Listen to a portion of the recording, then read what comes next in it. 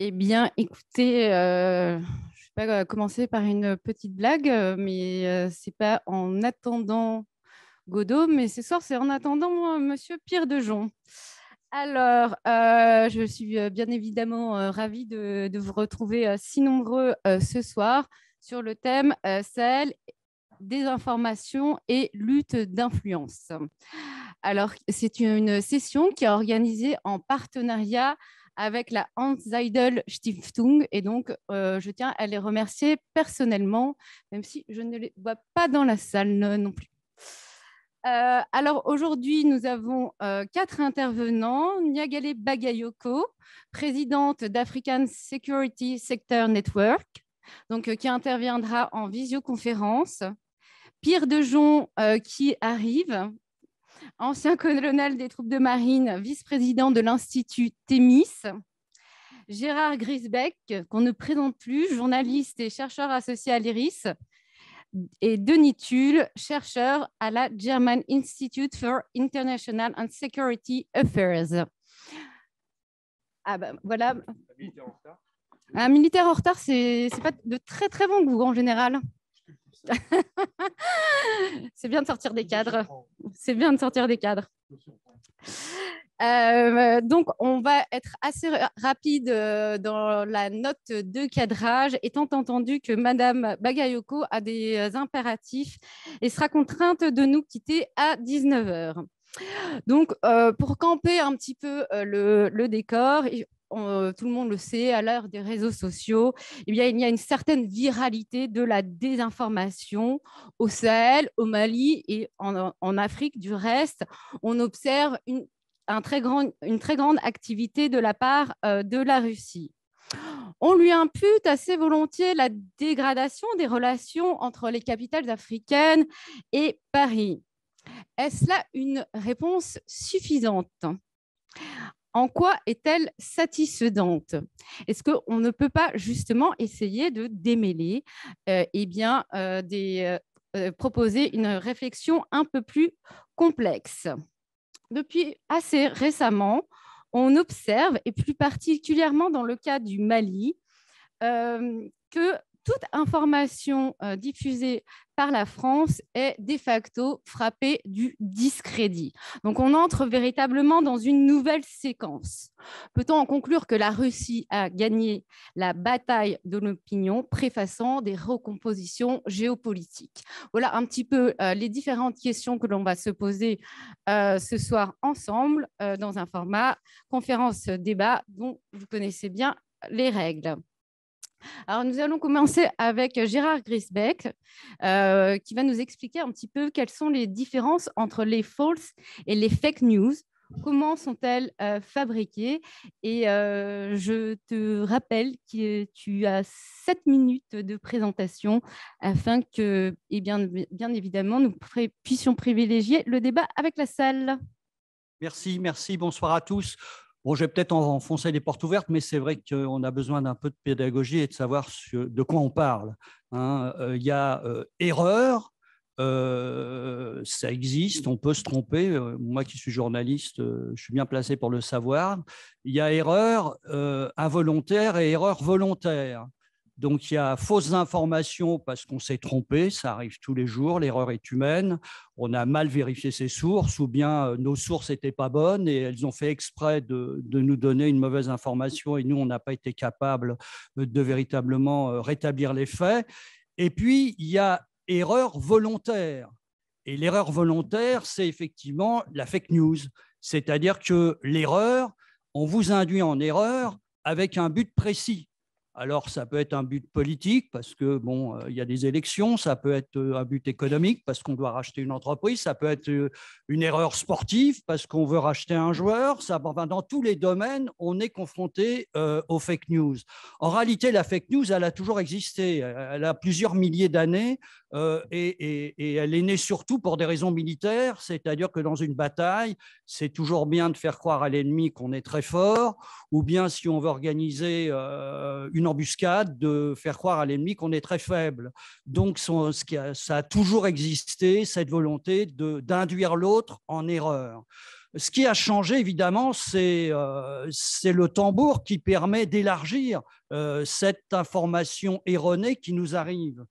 Et le tambour qui nous arrive, effectivement, sont les réseaux sociaux. C'est-à-dire qu'avant, les rumeurs existaient, les fake news existaient, mais tout ça passait par un entonnoir qui était l'entonnoir de la presse, qui essayait de vérifier la véracité de l'information, qui n'y arrivait pas toujours, mais qui faisait quand même un maximum pour cela. Et donc, si l'information était fausse, eh bien, on la démentait. Si elle était bonne, on la donnait. Aujourd'hui, on est tous sur un pied d'égalité. Alors, c'est formidable, l'égalité, mais le problème, c'est que du coup, on a des gens qui parlent d'égal à égal, certains ne connaissant rien dans ce domaine, mais ayant évidemment un avis.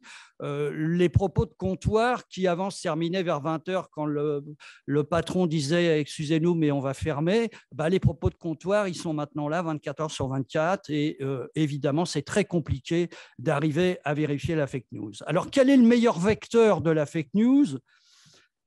C'est celui qui produit une émotion. Et celui qui produit une émotion, il n'y a pas meilleur vecteur que la photographie ou la vidéo.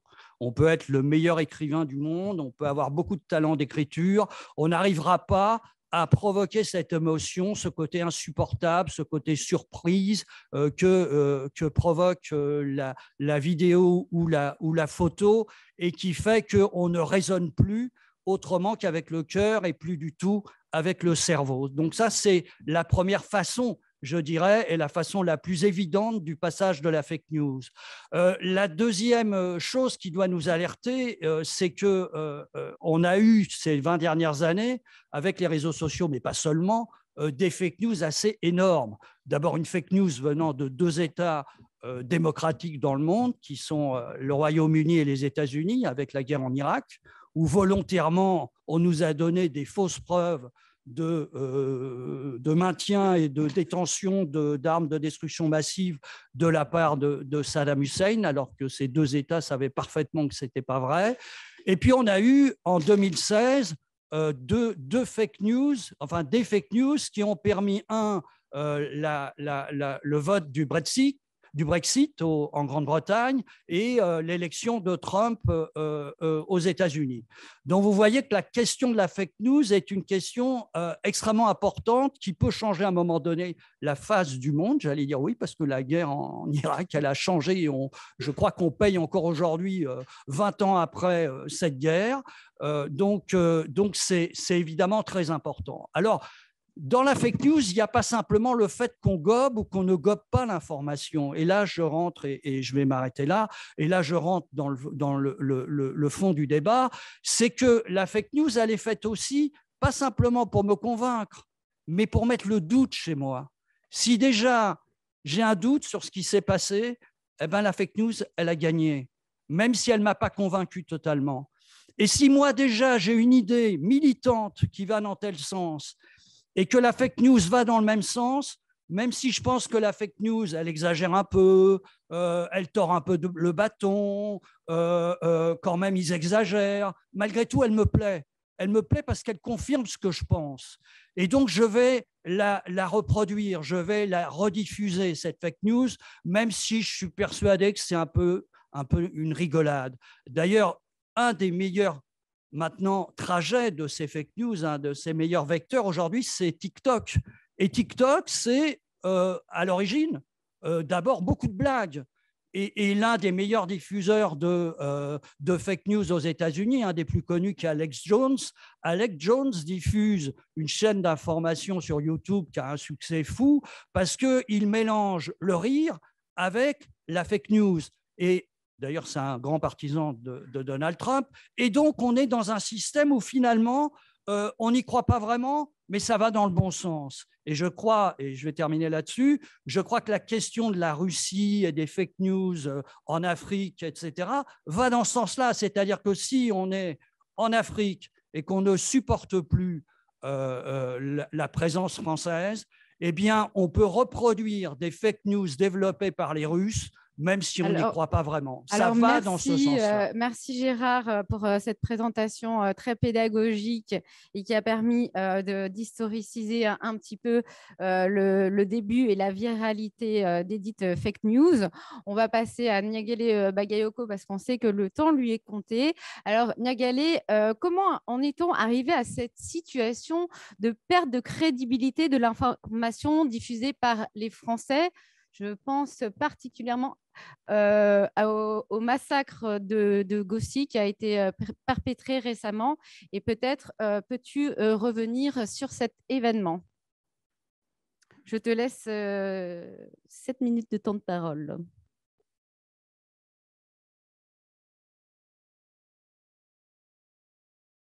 Et Niagale, si tu m'entends, est-ce que tu peux brancher ton micro?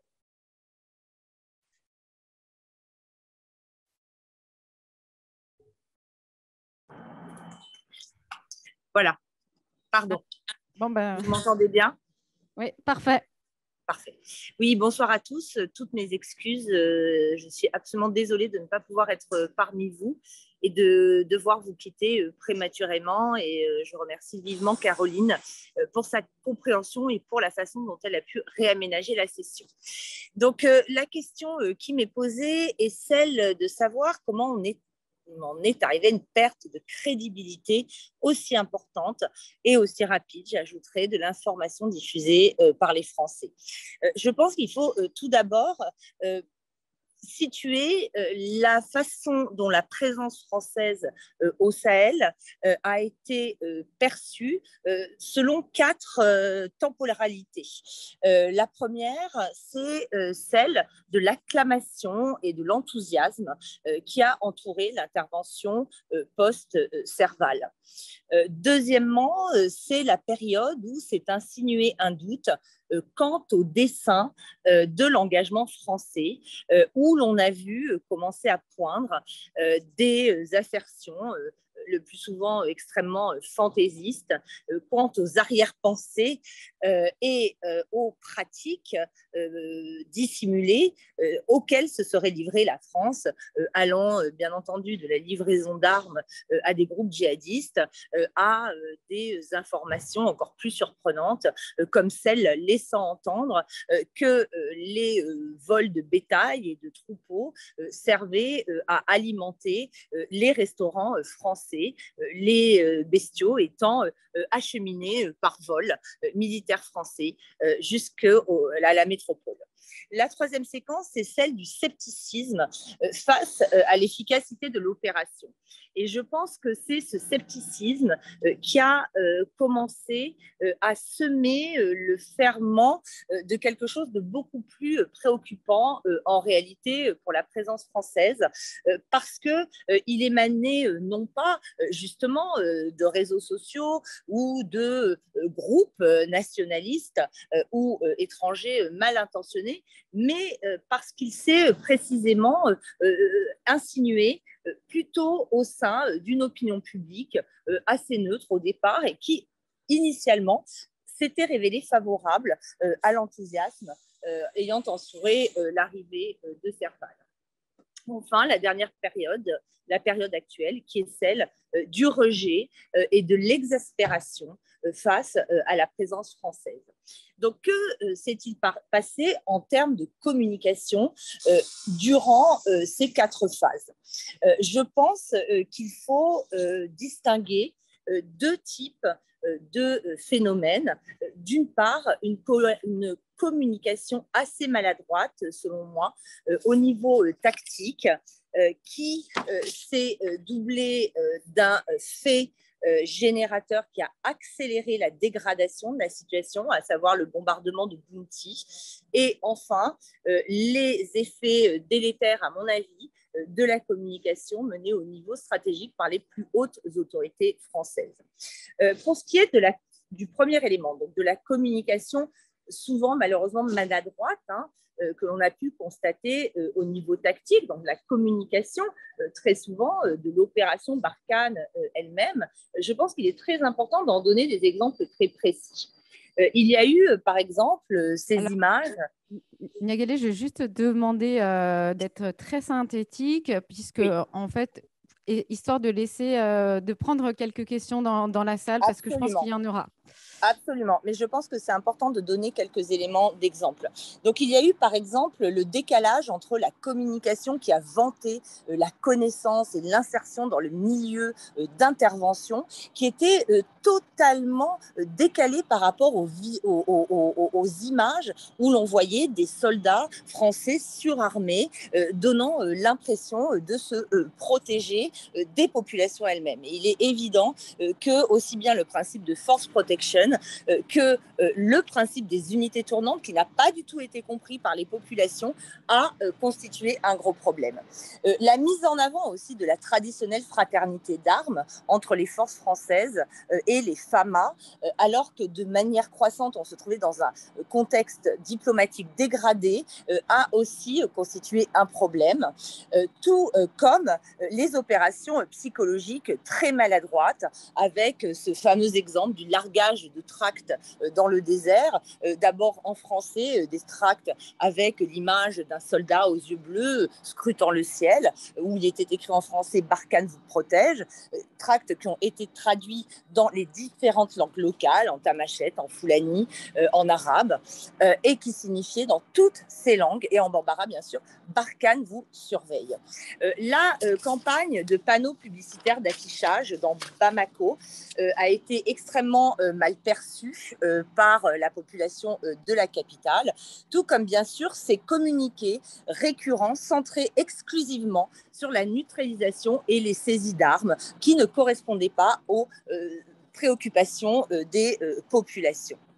Enfin, je dirais aussi que le manque de lien direct des armées françaises avec les médias non francophones, autres que France 24, RFI ou TV5, et donc cette coupure avec les médias internationaux et particulièrement sahéliens a été problématique. Le tournant dont je parlais est celui du bombardement de Bounti, qui a vraiment créé un retournement dans l'opinion et qui a démontré que l'armée française était peu soucieuse des spécificités locales, avec cette affirmation selon laquelle il n'y avait pas de mariage, alors que les conditions de mariage dans le centre du Mali, qui séparent les hommes et les femmes, particulièrement dans un environnement djihadiste, ne peuvent pas être considérées comme étant les mêmes que celles d'un mariage en France. L'approche peu soucieuse de la complexité du contexte local qui a peiné dans la communication française à prendre en considération l'intrication entre les populations civiles et les combattants djihadistes. Cette approche, en termes de communication, a décrédibilisé le recours aux moyens aériens et aux frappes signatures et a aussi mis la France en porte-à-faux avec l'ONU en contestant les conclusions de l'enquête indépendante menée par la MINUSMA, ce que l'on a beaucoup payé au moment de Gossi, lorsque la France a précisément demandé la conduite d'une enquête indépendante. Enfin, je conclue tout de suite, alors, Caroline. très rapidement, Niagalé. Oui, je conclus, Oui. mais bon, c'est un exposé. Des erreurs de communication stratégique, c'est-à-dire je pense que le volontarisme du discours politique sur la lutte contre le terrorisme a été extrêmement délétère, tout comme les effets d'annonce, qu'il se soit agi du G5 Sahel, de l'Alliance pour le Sahel, du P3S, de la Task Force Takuba ou de la Coalition internationale pour le Sahel. Et enfin, l'affirmation sans aucun doute de la supériorité écrasante de la technologie militaire française a créé des attentes très nombreuses qui ont malheureusement été déçues par les résultats obtenus. Voilà, je vous prie de m'excuser d'avoir été un peu longue. Alors, merci Niagalé pour cet exposé assez complet qui nous permet donc de voir les différents cycles de l'information et un peu ce tournant, ce divorce entre la France et les populations maliennes. Je pense que cela, bien évidemment, sera sujet à débat avec les autres intervenants. Étant entendu que tu n'as que quelques minutes, on va prendre 2-3 questions dans la salle. Voilà, on change un petit peu les règles habituelles pour poursuivre après avec nos différents intervenants. Oui, monsieur. Je remarque que la précédente oratrice n'a pas parlé de Russie ni de Wagner. Est-ce que c'est exprès ? Alors, ne vous inquiétez pas, c'est au menu. Alors, oui. Donc, voilà, Tout en fait, d'abord, on comme vous avait l'aurez Donc, comme vous l'aurez constaté, on m'a demandé d'être très brève et donc je suis restée centrée sur mon exposé. Donc, la question de la Russie va évidemment être abordée, mais je répondrai quand même à votre remarque en disant que je pense qu'il est une erreur de voir la main de la Russie derrière toutes les réactions d'hostilité vis-à-vis de la France. Il y a un vrai sentiment très profond au sein des opinions publiques sahéliennes qui s'est fait jour de manière croissante et progressive parmi les opinions publiques, et toujours considérer que les Africains sont manipulés soit par la France, soit par la Russie, c'est très problématique. Ce sont des acteurs politiques comme les autres qui expriment aussi des opinions. Y a-t-il une ou deux autres questions?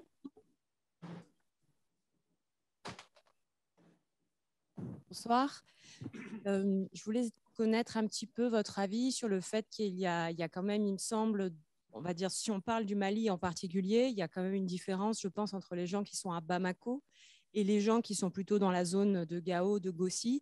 C'est un petit peu difficile aujourd'hui de savoir où on en est, vu qu'on n'a plus vraiment de son, plus vraiment d'image. Donc, je voulais savoir si ce sentiment d'hostilité très fort, il était, on va dire, divergent, particulièrement divergent entre Bamako et la zone des 3 frontières notamment. Absolument, merci beaucoup pour cette question. C'est pour cela que j'ai introduit mon exposé en faisant une sorte de gradation dans les étapes de la défiance, sachant qu'il y a différents sentiments qui cohabitent. Je pense que la violence de l'hostilité que l'on constate se retrouve essentiellement dans la capitale Bamako, mais aussi dans les autres capitales sahéliennes, Ouagadougou ou Niamey.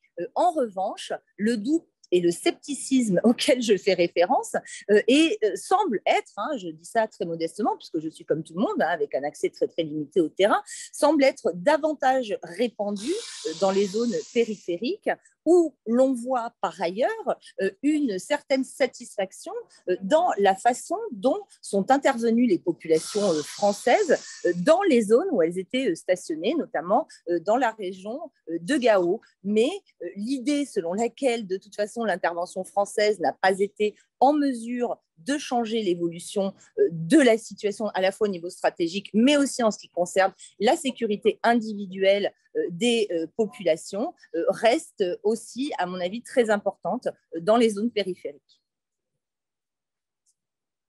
Très bien, on va prendre une dernière question. Je sais pas. Salut.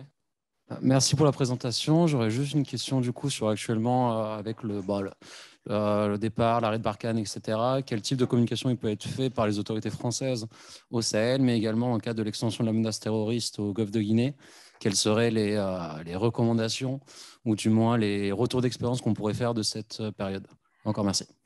Alors juste, je vais là aussi, comme on a un format qui est un petit peu bousculé, on va répondre à cette question lors de notre exposé. Donc, on va peut-être prendre une autre question si vous le voulez bien. Mais on répondra à toutes les questions, donc ne vous inquiétez pas.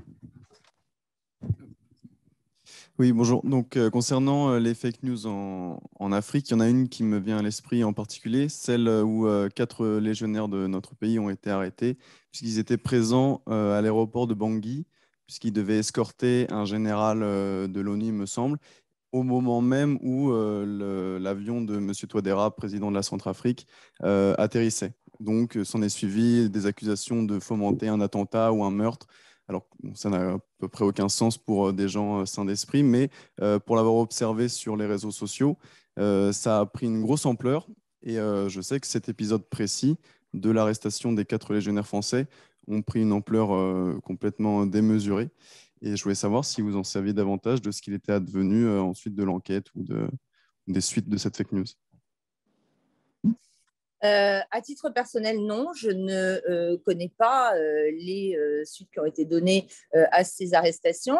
Ce qui est évident, c'est que la République centrafricaine est également un théâtre où l'on a assisté tout d'abord à une dégradation extrêmement rapide des relations politiques entre les autorités françaises et les autorités du pays, qui a été suivie d'un retrait des forces militaires et qui a ouvert la voie à effectivement une très forte dégradation de l'image française qui, à mon avis, est davantage instrumentalisée, notamment par les partenaires russes, les autorités centrafricaines, qu'elle ne l'est aujourd'hui au Sahel. Eh bien, merci Niagalé. Alors, je vais juste apporter une petite précision à cette question. Rappeler que le ministère des Affaires étrangères de Centrafrique a fait paraître un communiqué en la date du 11 mai qui justement condamne la pratique de la désinformation et de l'intoxication nuisant aux relations, entre autres, entre la Centrafrique et la France. Voilà. Donc, c'est une information de première main et qui date d'il y a très peu. Niagalé, je ne sais pas si tu as un dernier mot à ajouter. Nous allons sinon te laisser poursuivre. Très rapidement, je pense quand même, juste pour réagir à la question à laquelle je ne pourrais pas répondre, mais qui m'a été posée, que la stratégie qui, à mon avis, s'impose aujourd'hui est vraiment celle de la discrétion. Il y a une surcommunication qui a eu un effet, à mon avis, très contre-productif dans l'environnement sahélien.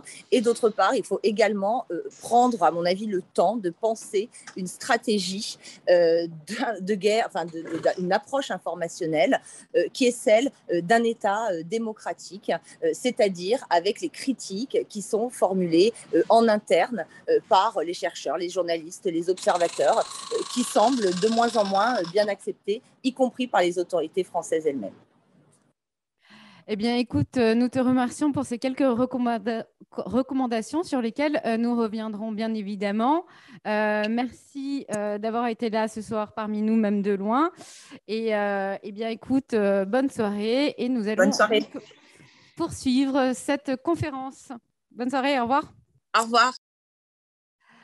Alors, bon, Niagalé a finalement répondu à presque toutes les questions, mais on va quand même essayer de poursuivre avec les angles et les sensibilités de chacun. Pierre, je vais te donner la parole.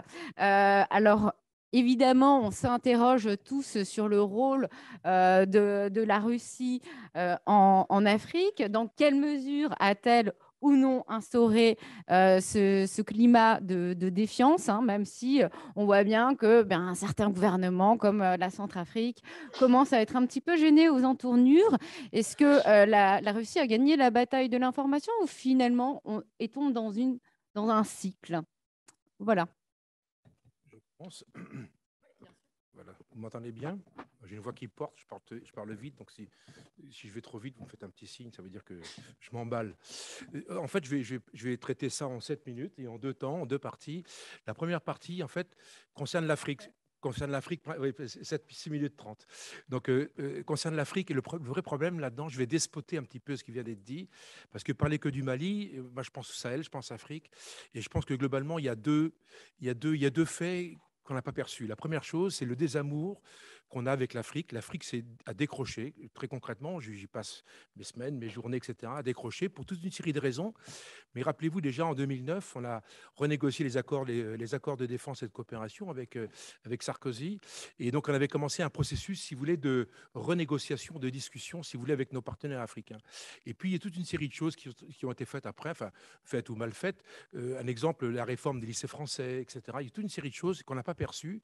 Et en fait, on a continué de penser, globalement, on est resté sur un modèle des années 60. Et en fait, on a paressé tranquillement, sans réinventer un modèle politique qu'on aurait dû en fait remettre en place avec nos partenaires. On n'a pas négocié avec eux. Et en fait, je vous prends un exemple particulier que je connais bien, c'est l'empreinte militaire. C'est hallucinant qu'on avait un modèle qui était écrit il y a 60 ans, qui n'a pas bougé, pas d'un millimètre. Et les accords de défense, on leur fait la même chose sur un modèle avec des bases, avec une coopération, etc. à l'infini. Et comme les Africains sont gentils garçons, provocation, mais nous ont laissé faire. Ça, c'est le premier point. Le deuxième point, c'est 2011. On oublie que la guerre en Libye est une catastrophe, si vous voulez. Notre image est totalement dégradée et la guerre, c'est plus une catastrophe. Ça a affecté nos résultats, notre manière de voir l'Afrique, etc. Moi, je passe mes journées en Afrique, et les Africains passent leur temps à m'expliquer qu'on a vraiment merdé, quoi. Il n'y a pas d'autre mot. Et donc, globalement, on a perdu énormément de crédibilité. Et malheureusement, si vous voulez, quand vous êtes plus crédible, quand vous avez un problème de positionnement, Barkhane n'est pas le problème. Barkhane ou Serval, c'est une belle opération, ça a fonctionné. L'armée française sait faire ce genre de choses. Le problème, c'est que c'est un point de vue militaire, alors qu'en fait, il faut voir le cadre politique. Et c'est ça qu'on a oublié. On faisait de belles opérations, de belle logistique, mais le cadre politique, on l'a complètement écarté. Et c'est là que sont engouffrés les Russes. Et les grands partenaires, moi je vois les Américains, il y a encore 10 ans, ils étaient quasiment absents de l'Afrique. Et d'un coup, je les prends ma quota, GPOI, ils commencent à former les armées africaines, etc., etc. Donc une présence extrêmement active, avec des budgets par le département d'État, 200, 300, 500 millions de dollars par an pour former les armées africaines, alors qu'en fait, c'est nous qui le faisions avant. Je parle bien des francophones. Aujourd'hui, vous avez une bande, globalement, entre le Sénégal jusqu'à la Somalie, qui est formée par les Américains. Vous avez des Turcs, alors avec des SMP, pour dire ça, pour arriver sur les Russes assez rapidement. Société militaire. Militaire privée. Oui, Ce qu'on appelle en France des ESSD, donc des entreprises, etc., sécurité de défense, je ne rentre pas trop dans le détail, des structures paramilitaires, si vous voulez, extrêmement actives. Donc les Chinois, par exemple, avec Frontier Service Group, les Turcs avec Sadat, les Américains avec toutes leurs structures, etc. Et puis les Russes. Les Russes n'ont pas raté une occasion pareille. Ils sont partis en 90, ils sont partis avec une jambe, la moitié du corps, mais l'autre moitié du corps est resté en Afrique par les ventes d'armes, par l'achat de matières premières et par la vente de produits manufacturés. Donc ils sont restés présents. Et d'un seul coup, ils réalisent, si vous voulez, que l'Afrique est en train de nous critiquer, est en train globalement, pas de nous mettre dehors, le mot est un petit peu fort, mais d'avoir un regard un peu distancié sur nous. Et nous, on continue de parler aux Africains comme si les civils avaient été qu'à la Sorbonne et les militaires à l'école de guerre, à l'école militaire. Donc il faut un peu changer. Le problème, c'est qu'on n'a pas perçu que les élites africaines, si vous voulez, avaient totalement évolué. Ils voyagent dans le monde entier. Et ils demandent une seule chose, c'est à être traités comme des partenaires. Et nous, on ne le faisait pas. Alors, encore une fois, ce n'est pas parce qu'on ne le voulait pas, c'est qu'on ne le percevait pas. Et puis, c'était plus serein, c'était plus tranquille, si vous voulez, de ne pas le faire. Et donc, les Russes sont engouffrés là-dedans. Alors, ils sont engouffrés d'abord politiquement, en disant on va recréer des accords de défense. Depuis 2017, ils ont signé, en gros, une vingtaine d'accords de défense. Le dernier accord de défense qui a été signé, c'était il y a 15 jours au Cameroun. Moi, j'ai vu les accords de défense, une personne dans la salle les connaît également. Je veux dire, la liste, elle est totalement incroyable. C'est exactement une coopération globale et totale. Alors, l'accord de défense, il fait 4 pages ou 5 pages. Ça, il n'est pas gros. Par contre, la liste, elle est totalement exhaustive. Donc, si vous voulez, il y a des accords de défense qui sont signés. Et le deuxième point, il faut un outil pour ça. Et la force des Russes, c'est qu'ils ont compris, comme les Américains, le Lao footprint, comme disent les Américains, c'est qu'en fait, en Afrique, on ne peut plus être présent avec des uniformes partout, etc. Il faut changer le modèle. Et ça, les Russes n'ont pas fait l'erreur. Et s'ils ont fait, ils ont mis la place, ils ont mis Wagner. Et Wagner, c'est le prototype idéal. C'est eux, ces personnes, c'est une matrice. Alors, vous savez ce que c'est Wagner? Wagner, en fait, est un outil politique. En fait, ce n'est pas une entreprise, on ne sait même pas où elle est basée, on parle de l'Argentine, on ne sait même pas où elle est d'ailleurs. Premier point. Le deuxième point, le mercenariat n'est pas autorisé en Russie. Donc déjà, ils n'ont pas d'existence. Création en 2014, juste avant la guerre en Syrie, où là, ils font leur première SAM en Syrie, et dans la foulée, ils vont en Libye. Donc globalement, c'est une société qui est très récente. Mais Wagner n'est qu'un outil militaire destiné à, si vous voulez, à proposer, à faire ce qu'on appelle de l'influence par la sécurité, donc à proposer aux États africains de la sécurité, en leur disant Barkhane a des problèmes, Barkhane a des difficultés, vous avez vu. Alors, après, il y a toutes les fake news qu'on peut citer jusqu'à la fin des temps. Donc, ils mettent en avant, si vous voulez, les difficultés de l'armée française et d'autres, bien évidemment, parce que je vous rappelle qu'il y a également la MINUSMA, je parle du Mali, et également les EUTM, tout le système européen. Donc, il y avait vraiment une quantité extrêmement importante de soldats, donc une empreinte militaire vraiment très, très, très forte. Donc, ils n'ont pas eu de mal à démontrer qu'on avait des difficultés. C'est vrai, quand vous avez 5000 hommes, comme l'était Barkhane, on va pas tenir le Sahel, qui fait juste 10 000 km de long. Ça n'a aucun sens. Donc, c'est vrai que la mission, elle ne pouvait être que localisée. Et donc, ils se sont engouffrés dans le dispositif avec Wagner. Wagner n'étant que la partie militaire et visible, et encore, quand je dis militaire, ça va vite, bien sûr, aidé par l'État russe, etc. On pourrait poser des questions tant que vous voulez. Et puis, ils ont accompagné cette structure, si vous voulez, une structure opérationnelle, avec une structure d'achat et d'achat-revente. Donc, on va dire, elle s'appelle Midas, une boîte qui s'appelle Midas, enfin, il y en a plusieurs, hein, qui est destinée à signer des contrats. Pourquoi? Parce que l'outil militaire militaire, il faut le rémunérer. Et comme ils veulent pas, enfin comme les États africains n'ont pas la capacité à payer 10 ou 15 ou 20 millions de dollars par mois, à ce moment-là, ils négocient un modèle avec des sociétés qui ne sont pas Wagner, qui est à côté de Wagner. En haut, c'est la même personne, c'est une boîte qui s'appelle, c'est Prigogine, bien connue, une boîte qui s'appelle Concorde, et Concorde, c'est la holding. Et donc la holding sécrète des filiales dédiées, si vous voulez, à la négociation des contrats pour négocier, je sais pas moi, l'or au Mali, le diamant en RCA, le pétrole en Syrie, que sais-je. Le business model n'est pas bête. Ils disent un truc qui n'est pas bête en disant, vous avez l'État islamique qui vous empêche d'avoir accès à vos ressources naturelles, les mines d'or, les mines de diamants, etc. Nous, ce qu'on fait, on y va avec Wagner, on zigouille tout le monde, on prend la mine. Alors, je fais un peu cash, hein, mais pour ça peut se nuancer, bien évidemment. Hein. Mais globalement, c'est quand même un peu ça, parce que le résultat est assez sanglant quand même, c'est le moins qu'on puisse dire. Donc, bilan, on va à l'endroit, on fait une guerre totale et destructrice sur un ennemi identifié, on va dire l'État islamique. Les types s'en vont, et puis on va prendre le contrôle de la mine d'or ou la mine de diamants. Et qu'est-ce qu'on fait? On a 25% de la marge du pays. Je veux dire que le pays est content parce que l'argent recoule dans le système, et eux vont gagner 25%. Et le troisième, et je termine. Oui, parce que je crois qu'on n'a pas tout à fait la même notion de 6 minutes 30. J'allais m'arrêter. Et le troisième, c'est un outil de communication. C'est une société qui s'appelle Patriot, qui est basée en Russie et qui est l'usine à troll de Concorde et qui est destinée, si vous voulez, à mettre de l'huile dans les rouages. Ça veut dire que si on veut que Barkhane parte plus vite, il faut la massacrer, il faut la battre, il faut la détruire avec des informations, des fake news, etc. Et là, je reviens sur ce que je viens de dire. C'est globalement, on peut pas. C'est un système global. Ce sont les guerres hybrides. C'est un système totalement, je dirais, complètement non visible, etc. Et dans lequel on ne peut pas séparer les 3 points que je viens de vous dire. L'action militaire, l'action terrestre. La deuxième opération, c'est les opérations liées à la captation de l'héritage. Et la troisième, c'est le système à diffuser les fake news qui en fait, vous affaiblit, vous empêche de réagir. Alors, merci Pierre pour avoir presque tenu en 6 minutes 30. Alors évidemment, moi, je ne suis pas là pour intervenir. Je rebondis juste sur 2-3 points concernant ton intervention. Quand tu parles de désamour entre une partie de l'Afrique et la France, faut-il qu'il y ait eu de l'amour au départ? C'est une question. Par ailleurs, je réponds. Non. C'est une question en l'air. J'allais dire oui, mais il y en a toujours. Oui, Le je crois que ça peut se discuter, à moins que ça vienne de nous, ou en tout cas, c'est peut-être une projection de nos propres lectures et de nos propres représentations et de ce qu'on a envie de voir et de lire.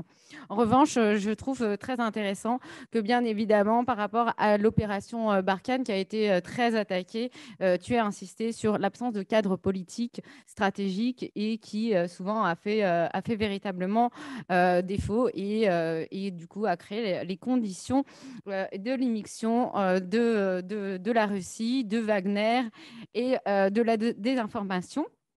Donc, nous allons passer à toi, Denis. Alors, du coup, on va profiter de ton expérience européenne et allemande. On voudrait savoir comment toi, tu vois l'évolution de cette situation et des possibles recompositions géopolitiques sous-jacentes. Alors, bien évidemment au Mali, mais au-delà, puisque le cadre géographique qui nous intéresse aujourd'hui est le Sahel. Je te remercie. Merci Caroline, bonsoir. Donc pour l'Europe, je commencerai par une remarque préliminaire. C'est difficile de cerner la politique européenne en tant que telle. Certainement, il y avait un énorme engagement sans précédent pendant la dernière décennie au Sahel, grâce notamment aux efforts de européanisation de la France sur tous les plans. Mais en même temps, je crois que ça s'est exprimé à travers une multitude d'interventions, d'actions qui ne donnent peut-être pas toujours une cohérence, qui sont peut-être pas plus, qui n'arrivent pas à aller au-delà de la somme des différents éléments constitutifs de cet ensemble, de cet conglomérat d'actions européennes. Et donc, vous savez, les différentes missions, 3 missions PSTC au Mali et au Niger. Vous avez des projets, des gros projets comme Garci pour la gendarmerie. Ça, c'est juste maintenant les questions de sécurité. Vous avez des envoyés spéciaux, délégations. Vous avez énormément d'activisme bilatéral par un grand nombre de pays, il inclut aussi l'Allemagne, dans la coopération sécuritaire militaire notamment. Et tout ça, vous pouvez penser que c'est cohérent, mais je crois que ce n'est pas nécessairement le cas. Et bien sûr, vous avez la France qui, militairement, a longtemps agi en cavalier seul, par défaut, par choix, à vous de choisir. Et puis, finalement, vous avez aussi cette expérimentation assez intéressante qui est la Task Force Takuba, dont il a été déjà question. Donc, il y a une multitude d'intérêts et on va le voir très précisément dans la Task Force Takuba. Par exemple, l'Estonie, la République tchèque, forcément, ils ne sont pas là pour sauver le Sahel. Ils ont leur intérêt propre, bien sûr, mais ce n'est pas forcément lié au Sahel. Et on le voit très bien dans leur engagement qui se limite finalement à des questions militaires et de sécurité. Et ça, c'est admirable, mais je veux dire, donc vous avez tous ces éléments qui font que parler de l'Europe au Sahel, c'est assez difficile. Maintenant, en ce qui concerne la séquence actuelle, je crois depuis le deuxième soi-disant coup d'État au Mali en 2021, il y a vraiment une nouvelle séquence, une réconsidération de l'engagement, évidemment, qu'on a vu avec le retrait annoncé de Barkhane, etc., ainsi de suite. Et depuis les désinformations, l'activisme russe bilatéral ou à travers Wagner, on va donc ce prisme géopolitique se manifester et on le voit partout. On l'a vu récemment, les Allemands, le gouvernement et le Parlement se sont penchés sur la participation des Allemands, des militaires allemands dans la MINUSMA et dans EUTM. Et là, ça aussi, ça a pesé dans les débats. La ministre de la Défense a dit, bon, mais si on va se retirer, par exemple avec EUTM, c'est le message à la Russie qu'à chaque fois qu'ils apparaissent avec Wagner, ben, on va plier bagage. Ça non plus, ça ne peut pas être la logique. On le voit aussi récemment dans la revue stratégique de l'Union européenne sur les missions PSDC, où on parle beaucoup de compétiteurs géostratégiques, ce qui est assez nouveau pour l'Union européenne dans ce cadre-là.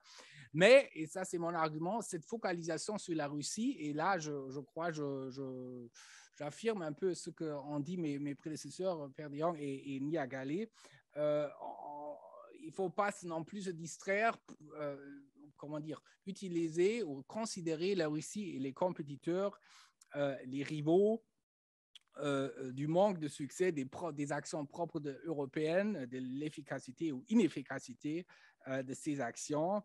Et je crois que ça, c'est le grand danger de voir, de regarder tous ces problèmes juste à travers un prisme de rivaux géostratégiques. Et ça, c'est vraiment, à mon avis, un grand danger. Parce que, et là, je rejoins encore les collègues, le problème français et européen n'est pas seulement et tout d'abord russe, ce sont les résultats, mais c'est aussi un registre historique qui est extrêmement important. Donc, ce désamour, elle n'est pas du tout nouveau, elle est assez ancienne, au moins depuis 2016-2017, on l'a vu augmenter, et il y a de bonnes raisons pour lesquelles ces désinformations qui sont bien réelles tombent sur un champ qui est assez fertile pour la réception de tout genre de rumeurs, de théories de conspiration. Maintenant, comment est-ce que cette Europe va se positionner? Oui, on peut essayer de contrer cette influence des rivaux pour se réétablir comme un acteur apprécié et privilégié, mais pour cela, il faut aussi repenser ses outils, être plus honnête avec ses propres outils et sur sa propre cohérence, sans pourtant essayer maintenant d'entrer dans une course vers le bas, c'est-à-dire dire au revoir aux droits de l'homme, à nos normes et valeurs, qui sont quand même quelque chose qui est peut-être l'avantage comparatif que l'Europe a en comparaison avec d'autres acteurs, mais il faut aussi, et ça c'est presque mon dernier point, assumer ses intérêts et être plus transparent là-dessus. Je me rappelle très bien des propos du président Macron à Ouagadougou devant les étudiants où il disait cette phrase désormais très connue, mais il n'y a plus de politique française en Afrique. Et ça ne passe pas, c'est pas très crédible, ça ignore complètement la profondeur historique de ce problème. Et je voudrais aussi ajouter que ça va bien au-delà du Mali et du Sahel. Et je crois qu'en Afrique francophone, il faut vraiment réfléchir ça ensemble, d'une façon globale, parce que ce ne sont pas seulement des effets suite à une intervention qui n'a peut-être pas eu les succès escomptés. Merci. Alors, merci Denis pour avoir tenu les délais. C'est vrai qu'il est important de rappeler aussi que la désinformation prend dans des contextes extrêmement différents. Hein. Dans le cas du Mali et de la France, il faut revenir sur une histoire qui est assez particulière aussi, qui fait que, bien évidemment, il y a aussi un espace pour la Russie, même si eh bien, cette histoire coloniale et post-coloniale n'a pas tout à fait été digérée. Quand tu dis, je rebondis juste avant de faire un petit tour de table, quand tu dis, Denis, que eh bien, le président Macron, lors de son discours à Ouagadougou, a dit qu'il n'y avait plus de politique africaine de la France, c'était là un effet de rhétorique, hein, puisqu'après 2h30 de discours, on était quand même assez convaincus du contraire. En revanche, cette politique apparaît plutôt erratique et assez peu lisible.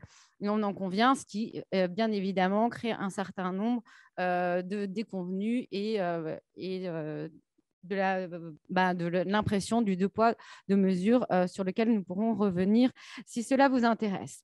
Alors maintenant, un peu plus généralement, j'ai posé aux différents interlocuteurs comment est-ce qu'on peut lutter contre la désinformation. Est-ce qu'on peut renier sur les droits de l'homme? Est-ce qu'on peut se battre à armes égales avec la Russie particulièrement? Comment peut-on restaurer les conditions de la confiance dans le schéma communicationnel, hein, puisque le schéma de Jacobson, c'est émetteur, message, récepteur. Et comme tu l'as bien expliqué tout à l'heure, Gérard, aujourd'hui, bien évidemment, les populations sont de plus en plus défiantes vis-à-vis de l'émetteur, ce qui fait que le message ne passe pas. Donc, je vais laisser à chacun d'entre vous d'essayer d'apporter un certain nombre de recommandations. Et puis, nous passerons aux questions avec la salle, auxquelles nous tenons particulièrement ici avec l'IRIS. Donc, je vous demanderai de ne pas être trop bavard. Oui, rebonsoir. Oui, je crois que si on est d'accord pour dire que finalement, les Russes remplissent un vide, c'est-à-dire une défiance, bien qu'il faut quand même mesurer qu'en ce moment, avec l'affaire ukrainienne, l'enthousiasme sur ce qu'est l'armée russe tombe un peu quand même. Hein. Il voit bien que cette armée a beaucoup de difficultés, c'est le moins qu'on puisse dire, dans son projet qui était initialement d'envahir toute l'Ukraine. Cela dit, je crois qu'il faut, pour lutter contre cette désinformation, d'abord savoir ce qu'on est nous-mêmes. Et je crois que c'est compliqué pour les Français de comprendre qu'on est une puissance moyenne. Je regardais l'autre jour, mais je crois que l'expression, ça paraît incroyable, mais l'expression est très ancienne. Elle date de Giscard, je crois, en 1976, qui, devant l'IHEDN, dit que la France est une puissance moyenne. On ne l'a toujours pas intégrée. C'est-à-dire que Dominique de Villepin, qui a été secrétaire général de l'Élysée avant d'être ministre des Affaires étrangères, avait cette formule. Il dit: la seule chose qui fonctionne tout de suite à l'Élysée, c'est le bouton militaire. On appuie sur tous les boutons, ça ne marche pas. Le bouton militaire, il marche tout le temps. Eh ben, je crois qu'on a un peu abusé de ce bouton militaire. Et ce bouton militaire, finalement, est devenu un cache-misère de ce qu'est la France dans ces régions, de la France en Afrique, je ne suis pas sûr que l'opération Barkhane était justifiée. Je pense que l'opération Serval, évidemment, était justifiée. La situation était particulièrement périlleuse. Mais je crois que, en tout cas, l'expérience nous montre que, quel que soit le pays, on ne peut pas être dans un pays pendant 9 ans. À un moment donné, on est forcément une armée d'occupation. C'est logique, c'est normal. Si je suis malien, je regarde autour de moi et je ne comprends pas pourquoi, 9 ans après, j'ai toujours les mêmes difficultés, je suis toujours en insécurité, même si je ne suis pas dans un débat très politique avec les Russes, les Français, etc. En tout cas, je ne comprends pas qu'on n'y arrive pas. Donc ça, je crois que d'une certaine façon, c'est rédhibitoire. Et c'était sûrement pas à l'ancienne puissance coloniale de rester aussi longtemps. Elle était sans doute la plus mal placée pour le faire. Elle était bien placée pour comprendre au début ce qui se passait, mais elle ne devait pas rester. Et je pense qu'on a compris beaucoup trop tard la nécessité de l'élargissement européen. On l'a compris trop tard, on l'a compris à un moment donné où la question se posait déjà qu'il fallait partir. Et finalement, on a mis les Européens dans une situation où, à peine arrivés, ils ont dû faire leurs valises. Donc ça, je crois qu'il faut se mettre dans la tête qu'en réalité, on a un vrai problème politique dans notre relation avec l'Afrique, économique. On est, tous les jours, on se fait prendre des parts de marché de la part des pays du Golfe, de la part des Turcs, de la part du Maroc. Enfin, il suffit d'aller se balader en Afrique francophone, ça se voit tout de suite. Et on ne peut pas cacher ça par une présence militaire, ce n'est pas possible. À tel point que vous avez peut-être vu, mais il n'y a pas simplement des manifestations anti-françaises à Niamey ou à Bamako, mais il y en a maintenant à Djamena. C'est-à-dire que là où est basé Barkhane, il y a des manifestations anti-françaises, il y a des Français qui ont été molestés, il y a des pompes à essence de chez Total qui ont été brûlées, il y a eu des drapeaux russes et des drapeaux français brûlés, puis des drapeaux russes dans des manifestations. Donc, il faut savoir quand même que dans ces pays, en tout cas, il y a une jeunesse qui ne peut plus nous supporter, qui refuse ce qu'ils appellent donc ce néocolonialisme. Et ça, on est obligé d'en tenir compte parce que cette jeunesse, elle est mondialisée. Ce n'est pas simplement une partie d'échecs avec les Russes, etc. Non, non, ils ne peuvent plus nous voir en peinture. Ils veulent qu'on s'en aille. Ils pensent qu'on est maintenant une partie du problème, qu'on n'est plus la solution. Donc ça, je crois qu'il faut en prendre conscience. Et évidemment, ce n'est pas un problème de l'armée française, c'est un problème du pouvoir politique français, c'est un problème de fait qu'on n'a pas de politique effectivement africaine et qu'on n'arrive pas à avoir un juste rapport gagnant-gagnant avec eux.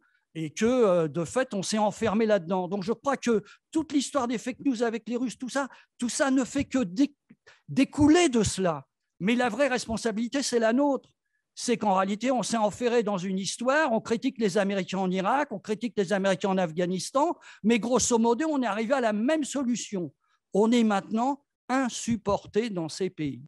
Alors, merci Gérard pour ton intervention et tes différentes recommandations. Alors, j'avoue que je resterai un petit peu plus prudente sur les différentes manifestations anti-françaises auxquelles on assiste et que peut-être aussi on assiste à une évolution des dites manifestations avec une part de manipulation de certains gouvernements qui surfent très à propos sur ce rejet. Mais peut-être que Pierre, tu pourras dire un petit mot. Dire un petit mot. En fait, je suis assez d'accord avec ce que Gérard vient de dire. Globalement, ce désamour, on le sent vraiment partout. Moi, je mettrais un point de plus qui est assez étrange. J'appelle ça les 3 grands chocs. Le premier grand choc de la France en Afrique, c'est, on va dire, le choc ou effet, en tout cas choc, c'est ce désamour qu'on n'a pas perçu, tel que j'ai pu le dire tout à l'heure. Le deuxième point, c'est l'Union européenne. Pourquoi ? Parce qu'avant le traité de Lisbonne, en bilatéral, quand on avait 100, on distribuait 100. Donc, on donnait des canons, pas trop de canons, des camions, des trucs comme ça, etc. On donnait des choses un peu lourdes. Depuis Lisbonne, vous avez globalement 80 qui vont remonter, si vous voulez, à Bruxelles. Et donc, il va rester 20. Donc, la France, et il lui reste 20, je parle des militaires, alors, toute la politique de coopération est un peu sur le même modèle. Donc, les 20 servent en bilatéral et ben là, on donne des stylos à billes et des gommes. Donc, si vous voulez, on a déjà un impact qui est beaucoup moins fort. Sachant que l'Union européenne remonte cet argent, fait des grands programmes tels que Denis vient de les dire. Hein. Concrètement, il parle du Garci, j'aurais pu parler de la force conjointe, hein, 300 millions d'euros qui ont été dilapidés parce que la force conjointe, elle est morte, puisque que je sache, les Maliens viennent de quitter la force conjointe. Ils ont créé à la frontière malienne des usines à gaz en béton armé, etc. Bon, pour l'instant, ça disparaît, puisque la force conjointe disparaît. Donc, globalement, cette force financière, si vous voulez, concrètement, on l'a perdue. Donc, c'est du multilatéral. Et aujourd'hui, moi, mes correspondants, ils préfèrent aller discuter avec l'ambassadeur de l'Union européenne, enfin, avec le représentant de la délégation de l'Union européenne, ce n'est pas les ambassadeurs, enfin, dire ambassadeurs, et que l'ambassadeur de France, qui, lui, n'a plus les moyens financiers, si vous voulez, d'avoir un impact. Et là, le problème, c'est que l'Union européenne, non seulement, alors ça, on est vraiment dans la French, mais avec mon nom, je peux me permettre d'être très, très français par la force des choses, de première génération, donc c'est les pires au passage. Hein. Donc le problème, c'est que à Bruxelles, ils font des jolis programmes, et qu'est-ce qui se passe? Ils vont répartir, comme l'a dit Denis, ils vont répartir, si vous voulez, cette manne financière au prorata de la force des pays, 26% pour l'Allemagne, 23% pour la France, 19% pour l'Italie, etc. Donc avant, nous, en pays francophones, on était, on va dire, sereins. On avait nos partenaires, etc. Et puis maintenant, moi, j'enjambe et je croise les Espagnols. Le programme Garci que vient d'évoquer mon voisin de gauche, c'est un programme espagnol. C'est la Guardia Civile qui a monté un programme qui est très bien fait. C'est un programme espagnol. Donc, qu'est-ce qui se passe? La France a perdu son impact en termes de bilatéral. Et ça, c'est une vraie faiblesse, c'est qu'on n'arrive plus à compenser. Donc, globalement, il y a un désamour. Et le deuxième point qui est majeur, c'est que globalement, on n'a plus cet impact financier qu'on avait auparavant, parce que ça remonte à Bruxelles, parce que c'est une acceptation. Et donc, on ne peut pas se plaindre de voir l'Union européenne qui devient un acteur extrêmement important. Ça, c'est le deuxième point. Et ça ouvre un espace incroyable. Pourquoi? Parce que la France est mal à l'aise. On est dans une situation un peu compliquée. On voit bien qu'on est critiqué sur Barkhane. On voit bien les Européens, ça se passe à gauche, à droite. L'ensemble de la planète vient. On parlait des Turcs, on parlait des Chinois, on parlait de tout ce que vous voudrez. Et au milieu, j'ai 30 secondes, au milieu, vous avez les Russes. Et ça, nous, on n'a pas les clés. Autant on sait parler avec des Américains, on sait parler avec des Turcs, mais les Russes, on pensait qu'ils étaient occupés en Ukraine. Et pas du tout. Pourquoi? Parce que l'Afrique leur ouvre un espace de diversion, un espace, si vous voulez, quand vous sentez le gaz dans la moitié de la planète, si vous restez à l'endroit où vous pouvez aller, et si c'est la Chine, la base arrière, et si vous avez un espace pour commercer qui est l'Afrique, ben vous allez y aller. Donc, en fait, les Russes ne vont pas quitter l'Afrique. Au contraire, ils vont faire effort pour se garantir des circuits de financement, se garantir des circuits économiques, si vous voulez, entre eux et l'Afrique, parce que l'Europe, qui va parler encore? Rappelez-vous, je termine là-dessus, rappelez-vous le vote aux Nations Unies du 2 mars, très intéressant. 35 pays s'abstiennent, donc 16 États africains, dont le Sénégal, etc., etc. Donc globalement, c'est un signe majeur de la neutralité de l'Afrique sur cette guerre ukrainienne, et la guerre ukrainienne étant le troisième choc. Merci Pierre. Alors bon, c'est vrai que moi je partage pas toutes tes analyses, mais bon, je suis pas là. Je suis pas là pour débattre sur la neutralité du vote le 2 mars. Je pense que c'est une neutralité qui est un message politique et à analyser au cas par cas. Le rejet anti-français, c'est quelque chose. Le rejet français, pardon, parce que là, je suis presque dans la redondance. Hein. On l'a observé depuis une dizaine d'années. Là, il a quand même beaucoup évolué, et même si, voilà, ça devient un petit peu aussi un tropisme qui s'instaure, hein, sur la scène politique française.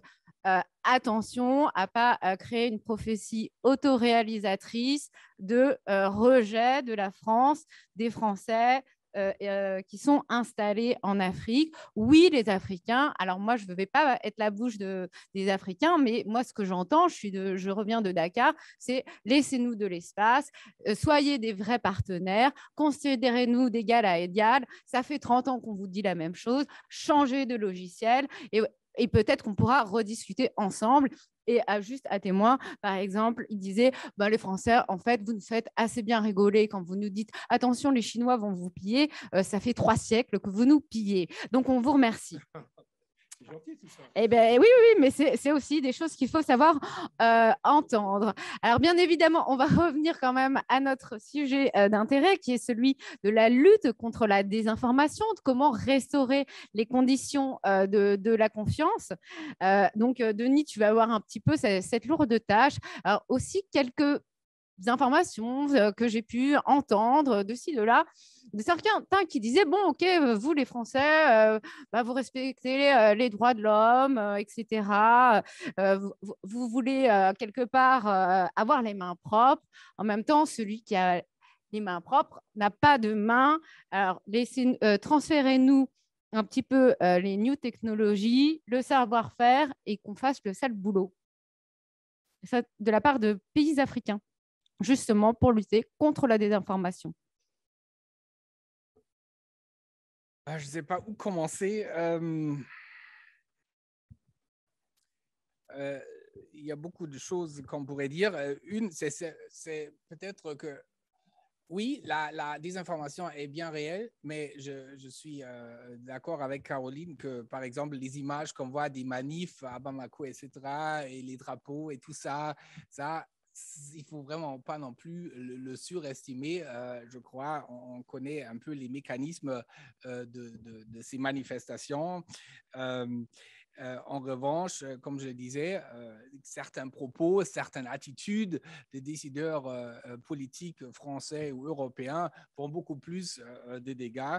Et donc, je crois qu'il faut vraiment assumer cette posture. Alors, évidemment, en France, si je peux me permettre, vous avez aussi un problème de verticalité du système politique qui veut dire, j'ai l'impression, qu'il n'y a pas de correctif quand les choses ne fonctionnent pas peut-être forcément. Et donc, en politique étrangère et de défense, je crois que c'est peut-être aussi un petit problème, même si vous avez évidemment l'avantage de pouvoir agir beaucoup plus vite que les autres. Mais je crois que c'est quelque chose qui est aussi important dans ce sens-là. Maintenant, la désinformation aussi, il ne faut pas la surestimer parce que la France et l'Europe n'ont plus le monopole d'être un bon partenaire, comme l'a déjà dit. Et je crois ça, il faut commencer à le comprendre et que c'est totalement rationnel de la part des gouvernements africains de multiplier les partenariats, de maximiser leurs revenus, leur soutien. Et donc, je crois que c'est tout à fait normal et je crois à nouveau que la bonne réponse, c'est la cohérence et une efficacité de l'offre. Et on peut se poser la question pourquoi EOTM a œuvré gratuitement pendant presque 10 ans et maintenant l'État malien est en train de payer pour des services un peu similaires, si je peux dire, pas tout à fait similaires bien sûr, mais des services dans ce secteur, disons, qui va le payer très cher. Donc, il y a aussi ce défaut-là. Je ne suis pas tout à fait d'accord avec la critique de l'Union européenne en tant que telle. Je crois que c'est aussi un atout politique, le multilatéralisme. Je crois que si, par exemple, la France fait cavalier seul, elle va toujours tomber dans ces réactions locales qui sont actuellement assez virulentes. Et je crois que c'est aussi pour cette raison que la France a essayé de multilatéraliser, de européaniser, mais aussi de sahéliser, si on peut le dire, cette intervention au Sahel. Un dernier point peut-être sur le premier point, le biais militaire. Je crois là aussi, les Européens et les Français s'exposent beaucoup face à la désinformation parce que il y a un biais militaire dans la réponse à la crise au Sahel. La Cour des comptes française l'a aussi bien documenté que malgré le fait que le Sahel soit une crise multiforme, etc., ainsi de suite, les réponses n'ont pas changé jusqu'à 2017-2018. Pas de plus d'aide au développement, etc., ainsi de suite. Et ça, ce sont aussi des défauts qui renvoient encore une fois peut-être à des défauts dans le système politique pour corriger certains comment dire, certains oui, défaut, oui, peut-être on peut le dire ainsi. Merci. D'accord. Merci Denis d'avoir presque ouvert la campagne des législatives à venir. Ça va soulever beaucoup de questions. Maintenant, nous allons passer aux questions de la salle.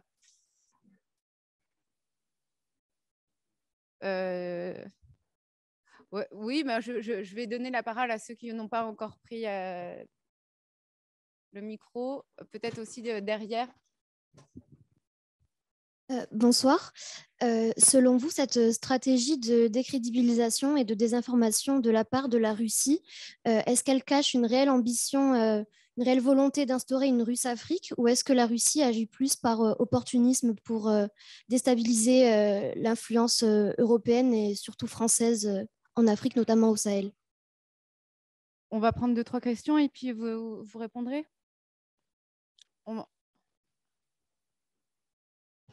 Oui, alors attendez, je ne sais pas où circule le micro là. Bonsoir, du coup, ma question portait sur l'amélioration des relations entre la France et les divers pays africains qui manifestent un désamour, comme ça a été dit. Est-ce que la solution pour que les acteurs politiques se sentent considérés comme des acteurs égaux, c'est le multilatéralisme, le mode de négociation et d'intervention multilatérale?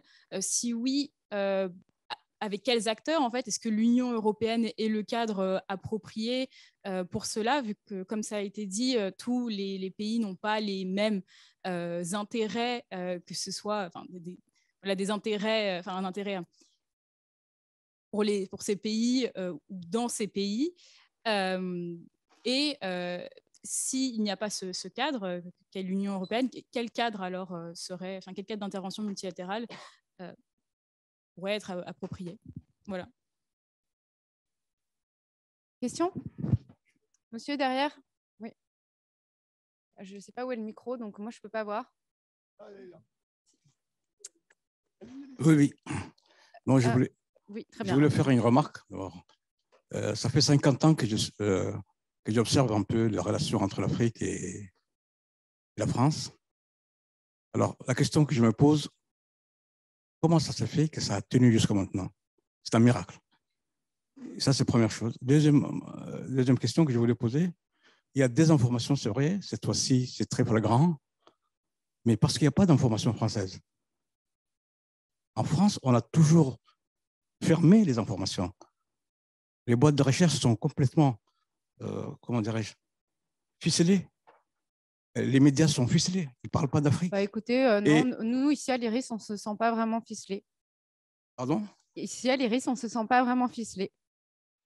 Il n'y a pas qu'IRIS. Exemple.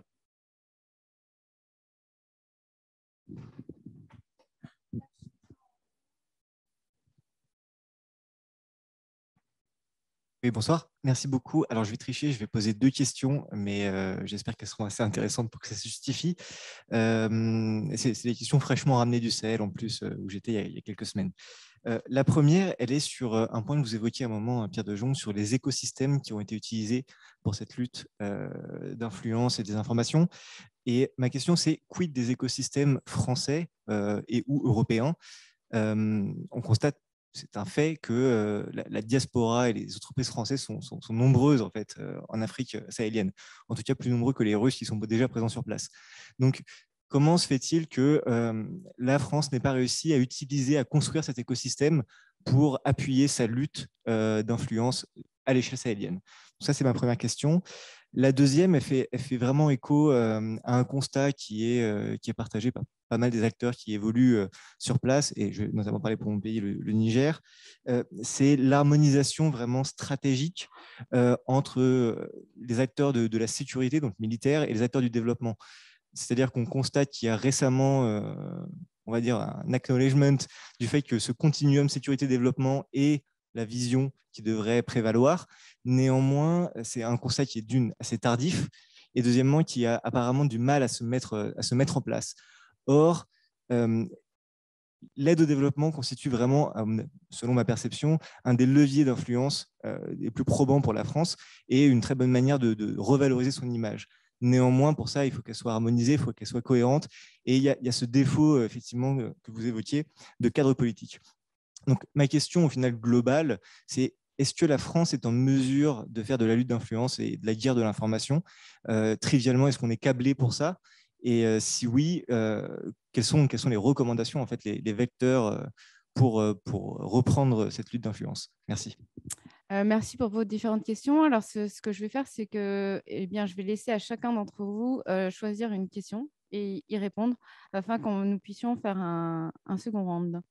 Gérard? Oui, la question sur la Russie, est-ce que c'est une opportunité? Est-ce qu'il y a une véritable stratégie? Je crois que c'est vraiment une opportunité parce que ce qui compte en Afrique pour les Russes, c'est ce qu'ils ont toujours eu, y compris dans le passé. C'est-à-dire les pays qui comptent pour les Russes, c'est l'Égypte, qui est quand même un gros morceau avec plus de 100 millions d'habitants. C'est l'Algérie, du fait de la relation ancienne, du temps des soviétiques et du FLN au pouvoir. C'est un peu le Soudan. Et puis, globalement, ça s'arrête là. C'est-à-dire qu'après, c'est des opportunités. Si on peut prendre un peu des choses en Centrafrique, tant mieux. Si on peut prendre un certain nombre de choses au Mali, tant mieux. Bien qu'il y ait aussi une relation ancienne avec du temps des soviétiques, avec les Maliens. Mais de fait, non, il n'y a pas de grande stratégie d'implantation des Russes. En plus, les Russes ont un problème, ils n'ont pas beaucoup d'argent. Je veux dire, ce n'est pas la Chine. La Chine est capable, et elle le fait, de s'implanter durablement en Afrique, de manger l'Afrique, entre guillemets. La Chine est capable de ça parce que c'est la deuxième puissance économique au monde. De ce point de vue, les Russes sont des nains. Ils ne sont pas du tout capables de faire tout ça. Donc, ils sont sur leur secteur à eux, qui est plutôt Maghreb-Machrek, que l'Afrique subsaharienne. Je ne peux pas déborder sur une autre question? Non. Je vais être Merci. très stricte. C'est moi qui suis maître des horloges aujourd'hui. Un petit mot. Rapidement sur la Russie. La Russie, je pense comme vous, je pense que la Russie est vraiment, elle profite de la situation. En fait, il y a deux choses. Un, il y avait le problème des ventes d'armes. Ça, c'était vraiment son terreau. C'est là-dessus qu'elle appuie toute sa stratégie politique. On vend des armes, etc., de toute forme d'armes. Aujourd'hui, vous avez il y a des symposiums sur l'armement, etc., en Afrique, à Abidjan, etc., où ils sortent les derniers modèles. Donc, en fait, c'est de la vente d'armes qui est vraiment le terreau du système. La deuxième chose, il ne pose jamais de questions sur l'évolution démocratique du pays. Donc, c'est vrai que les Français, par une forme de paternalisme, on a vraiment, ou les Européens, d'une certaine façon, si vous voulez, on a fini par agacer l'ensemble du système. Et donc là, il y a eu des vides, très concrètement, il y a eu des agacements. Et donc, en fait, évidemment, la Russie est rentrée dans le système. La troisième chose, c'est que la Russie délibérément s'est positionnée dans le domaine militaire. Vous voyez, on peut parler de développement, etc. Ce n'est pas leur sujet. Eux, ils sont sur la vente d'armes. Et puis, ils nous concurrencent directement par le fait qu'ils apportent théoriquement un service, qui est un service que l'armée française apportait auparavant. Et ça, c'est une concurrence directe en disant non seulement ça, mais on va mettre 1000 hommes, ils sont en civil quelque part. Rappelez-vous, Madame Parly, la ministre de la Défense, au mois de décembre, interrogeait Goïta, qui est le président de la transition au Mali, il l'interrogeait sur la présence ou non des Russes. Et il répondait à chaque fois, ben non, pas du tout, on n'a aucun contrat. Pourquoi? Parce qu'on est sur un modèle de déni plausible. C'est un mot qu'on n'a pas prononcé encore, mais c'est un modèle politique dans lequel, si vous voulez, tout ce qui est mal fait par les autres, tout ce qui est mal fait, ben, c'est pas à cause de moi, tout ce qui est bien fait, c'est grâce à moi. Et donc, le problème, c'est qu'on est sur un modèle qui n'est pas fair vis-à-vis de nous, enfin, qui n'est pas honnête vis-à-vis de nous.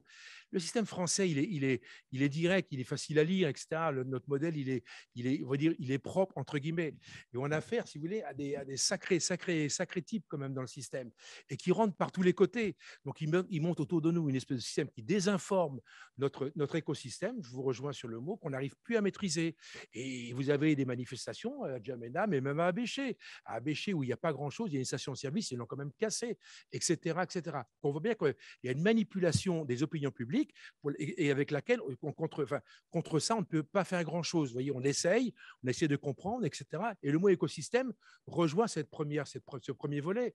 C'est qu'un exemple, le mot développement, j'ai vu récemment une conférence qui a été faite où le mot développement a été discuté. Les Africains ne veulent pas entendre le mot développement. Il dit, mais pourquoi tu me parles de développement? Je suis un État souverain, etc. Tu me parles de développement. Tu continues de me parler avec un modèle paternaliste. Donc, il faut changer le vocabulaire. Un dernier exemple. Vous savez, il y a eu pas mal de conseillers. Un dernier exemple. Oui, mais il est court, il est court. Il y avait pas mal de conseillers militaires qui étaient au Mali. On a essayé de les recycler parce que certains étaient en début de présence en Afrique, etc. Il y a plusieurs pays qui ont refusé d'avoir des conseillers. En disant, ben non, on n'a plus besoin de conseiller, c'est pas la peine, temps mort. Si le gars, il vient s'il n'a pas les poches pleines, c'est pas la peine qu'il vienne. Donc, même ça, si vous voulez, on n'arrive plus, notre écosystème naturel, puisqu'on a des relations extrêmement fortes avec l'Afrique depuis 60 ans minimum, sans parler des périodes précédentes. En tout cas, notre modèle politique militaire était conçu depuis les années 60 sur un partenariat qui était fait entre la France et l'Afrique. Et ce modèle s'effondre. Donc, on a du mal. Et parce qu'il y a des coups de boutoir russes, européens, américains, etc. Et on a du mal parce qu'on n'y a pas réellement pensé. Voilà. Je pense que tu n'es pas d'accord avec tout ce que je viens de dire. Vraiment, je vais laisser d'abord Denis répondre et puis peut-être je reviendrai rapidement. Oui, en effet. Il y a à dire, il y a à dire. Merci. Peut-être pour l'Union européenne.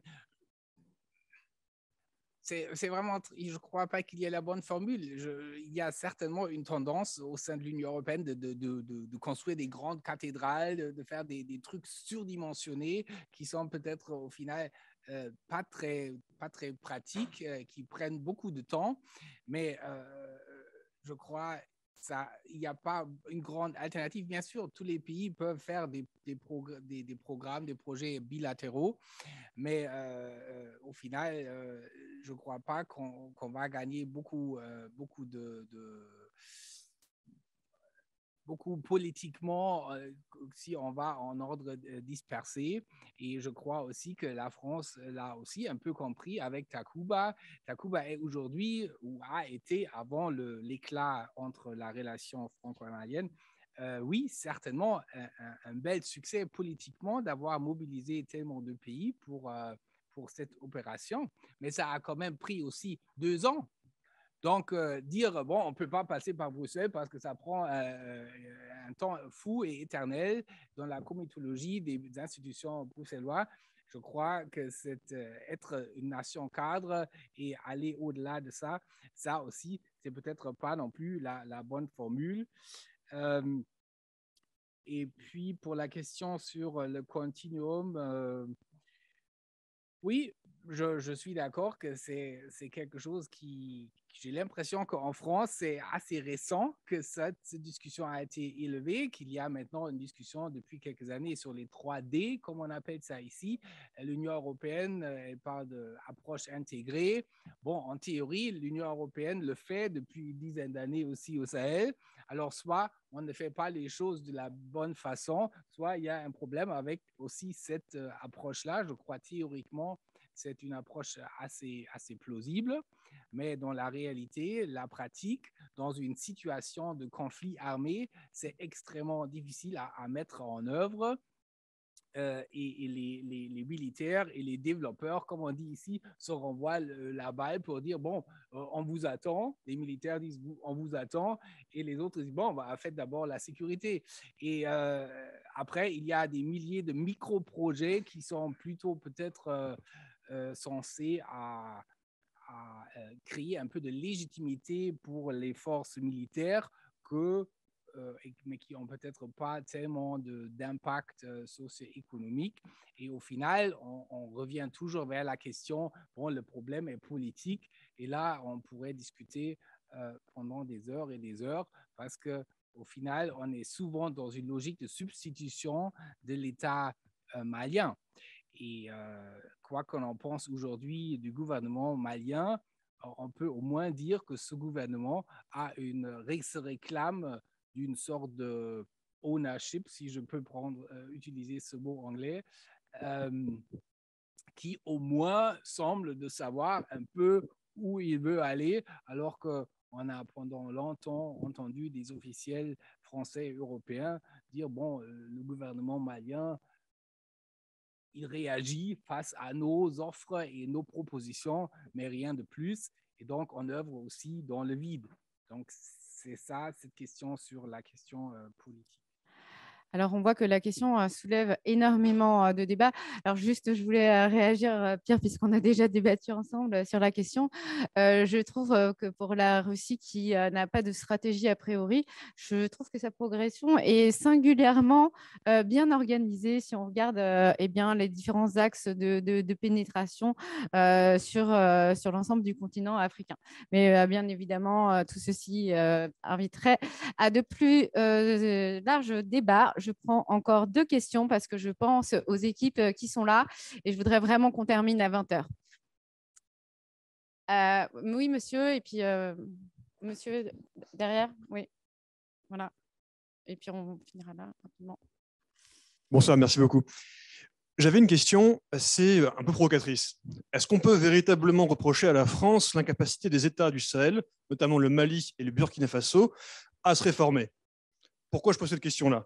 Parce que jusqu'à preuve du contraire, le mandat de Barkhane, qui a été beaucoup critiqué par certains intervenants, n'était pas de réformer ces pays, il était d'empêcher ces pays de s'effondrer. Or, en attendant que ces pays arrivent à créer des conditions adaptées à une résolution de la crise. Et certains pays y sont parvenus, comme la Mauritanie, avec qui ça se passe bien. Le Tchad aussi, voire même le Niger. Le Tchad, alors oui, le Tchad, parenthèse, les manifestations ne sont pas vraiment représentatives. Je veux dire, on soutient un gouvernement qui n'est pas représentatif, pour le meilleur ou pour le pire, 15% de la population, un gouvernement qui est familio-tribal.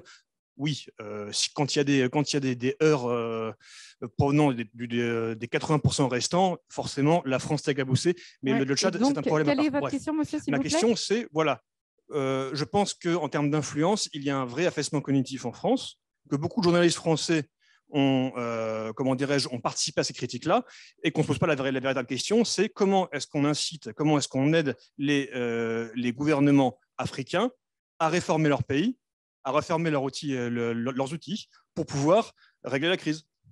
Alors, je ne sais pas si c'est vraiment une question française ou européenne que d'aider les pays à se réformer, hein. Ce sont des pays souverains. Mais en plus de ça, je crois que c'est une question très, très large. Je ne sais pas si les intervenants pourront y répondre. Je prends une toute dernière question parce que vraiment, par respect des équipes, je voudrais qu'on termine à l'heure, s'il vous plaît. Donc, une dernière question. Oui, mais il y a plusieurs personnes un peu partout. Donc, je te laisse décider. Vas-y, hein, ceux qui est là. Voilà, allez-y. Ça me gêne un peu. Oui, la question est liée à la situation en Ukraine, qui a un impact avec l'Afrique, où les Russes, en ce moment, qu'on le veuille ou non, sont en train de prendre le blé ukrainien en otage, et qui est en train de pénaliser directement les États africains, et pas des moindres. Le Sénégal, la Tunisie, l'Égypte, et je peux en citer d'autres. Est-ce que cette stratégie des Russes, avec ce qui se passe avec l'arme alimentaire, ne va pas se retourner contre eux en Afrique, justement? Alors là, je ne sais pas si c'est une question à laquelle on va pouvoir répondre. Oui, je crois que c'est une question qui est extrêmement large. Et puis en plus de ça, l'Afrique a sans doute les capacités à pouvoir arriver à un niveau à un niveau de autosatisfaction alimentaire. Et c'est peut-être là un deuxième choc après la crise du Covid-19. Donc, je ne sais pas si vraiment on peut parler d'armes en l'espèce. Je ne sais pas si mes invités ont un dernier mot à apporter, parce que les questions que vous avez soulevées nécessiteraient d'ouvrir de nouveaux débats et de nouvelles conférences, et qui sortent un petit peu du cadre du sujet qui nous concernait aujourd'hui, à savoir la désinformation et comment lutter contre cette désinformation. Donc, je vous laisse un dernier mot, très, très bref. Chacun à votre tour. Merci. Oui. La discussion, elle est évidemment depuis le début sur nos faiblesses à nous qui permettent la désinformation.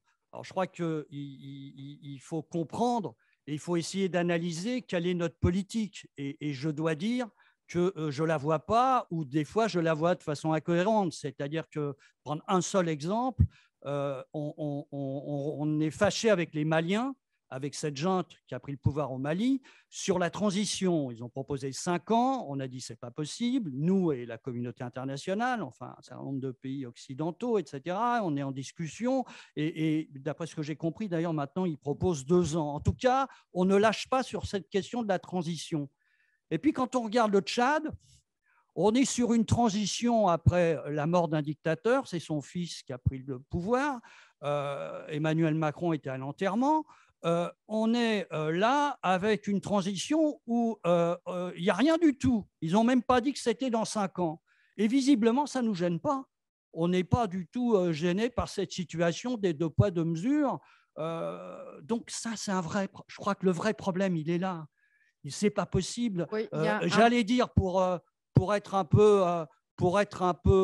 non, je ne vais pas être impoli, donc je ne vais pas le dire, mais je veux dire, faut être un peu blanc et j'allais dire, il faut avoir le cul propre pour pouvoir faire la leçon. Pardon d'être un peu violent et mal poli, mais on n'a pas le cul propre. Et donc, on ne peut pas faire la leçon. Si notre politique, comme vous dites, c'était que Barkhane reconstruise cet État ou aide cet État malien à se construire, mais au secours! Au secours, on ne refait pas la colonisation. Barkhane, c'est surtout pas pour reconstruire l'État malien. Barkhane, c'est fait pour lutter contre les terroristes.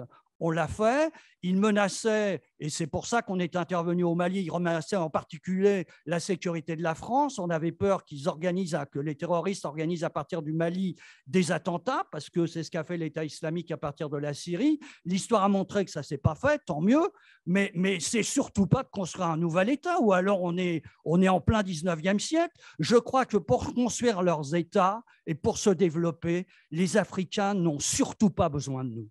Je pense que c'est ça qu'il faut qu'on comprenne. Merci Gérard pour cette tirade enflammée et passionnée. Bien évidemment, la politique française manque de clarté. C'est un point qui revient de manière récurrente. Pierre, un petit mot? Minute. Pour comprendre la situation, il faut comprendre le jeu des acteurs. Et on voit bien qu'il y a les acteurs nationaux, les acteurs régionaux sont très importants. Le G5 a été créé en fait contre l'Union africaine globalement. Pourquoi? Parce qu'à l'époque, l'Union africaine était contrôlée par l'Algérie et par l'Afrique du Sud. On a créé ce G5 sans mettre le Sénégal en plus. Donc on voit bien qu'il y a des jeux, des acteurs extrêmement étranges. Et on ne peut pas, si vous voulez, comprendre les mécaniques de perte d'influence de la France quand on ne comprend pas le jeu des acteurs. Au passage, dans le jeu des acteurs, les Français ont poussé à mort, c'est Macron qui l'a fait lui-même, en mettant, si vous voulez, ce qu'on appelle la coalition, ce qui gère, si vous voulez, tous les financements qui arrivent sur le Sahel, ils l'ont mis à Bruxelles. Alors qu'en fait, à l'origine, c'était au G5 Sahel. Donc on a enlevé, les Européens, si vous voulez, ont récupéré, comment dire, la force vive du G5 Sahel, qui est un one-shot, et ils l'ont mis à Bruxelles. Donc je veux dire, c'est que l'influence sont les États qui ont des stratégies, quoi qu'il en soit. Alors, après, autour de ça, vous avez des partenaires multilatéraux qui ont également leur propre agenda. Et on ne peut pas comprendre ces mécaniques d'influence si on n'interpénètre pas tout ça ensemble. Et la Russie n'est qu'un des éléments, si vous voulez, de ce jeu de Go qui se joue sur le continent africain, qui s'ouvre. Parce qu'il s'ouvre, tout le monde se précipite, et donc le jeu des acteurs est le maximum aujourd'hui.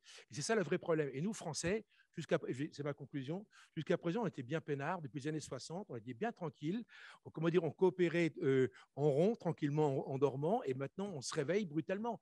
Pourquoi? Parce que l'Afrique intéresse, et donc, en fait, l'Afrique devient une espèce de réceptacle de l'ensemble des jeux d'influence de l'ensemble de la planète. Et nous, notre influence, elle diminue par la force des choses. Merci, Pierre. Denis?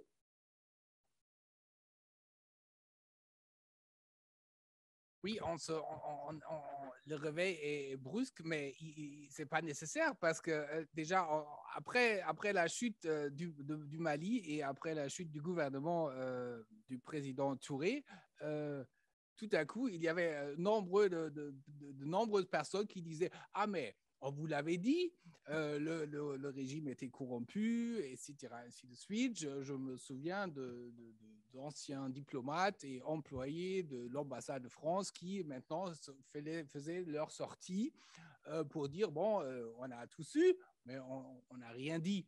Maintenant, donc il y a des mécanismes aussi de notre côté qui fonctionnent visiblement pas et qui réagissent donc assez tard.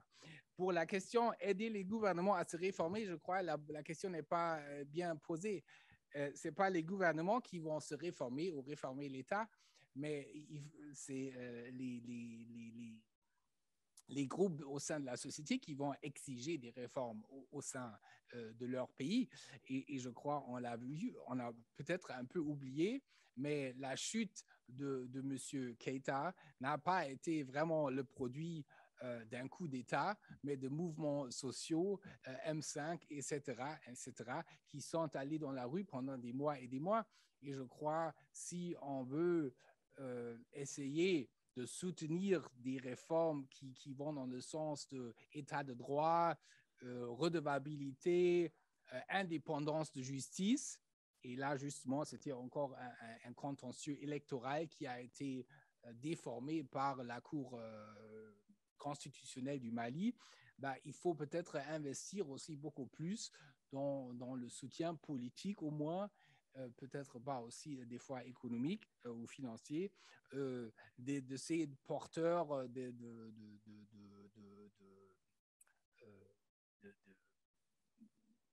réformes qui exigent que les élites politiques bougent et pas d'attendre qu'un président X ou Y va maintenant entamer des réformes.